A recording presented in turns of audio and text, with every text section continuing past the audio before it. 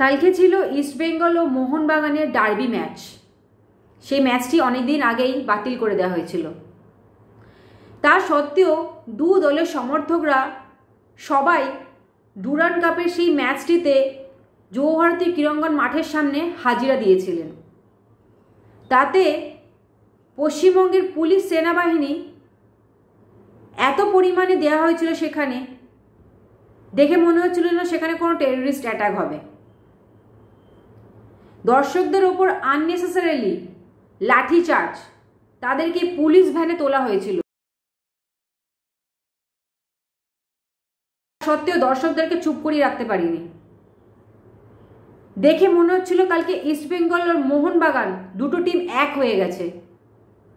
মনে হচ্ছিল যে আমরা দুটো অপোনেন্ট টিম না, দুজনই যেন একই টিম।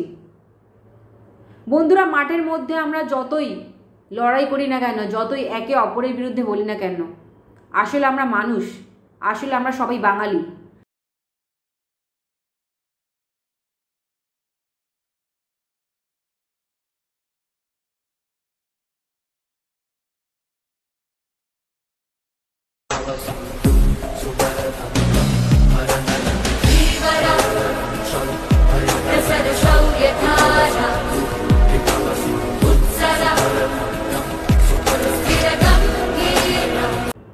কালকে কিছু অদ্ভুত ভিডিও এবং দৃশ্য দেখে সত্যি আশ্চর্য হয়ে গেছিলাম এবং আনন্দিত হয়েছিলাম যে সত্যি আমরা এক।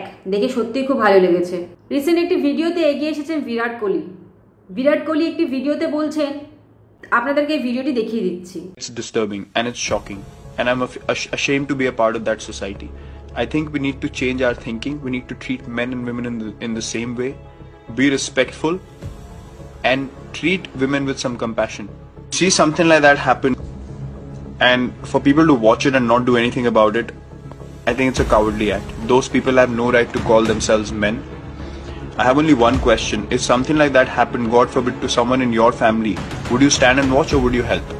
নমস্কার বন্ধুরা, আজকে যদি আমার ভিডিওটি ভালো লাগে আপনাদের, আমার ভিডিওটিকে লাইক করবেন এবং আমার চ্যানেলটিকে সাবস্ক্রাইব করে দেবেন। ধন্যবাদ।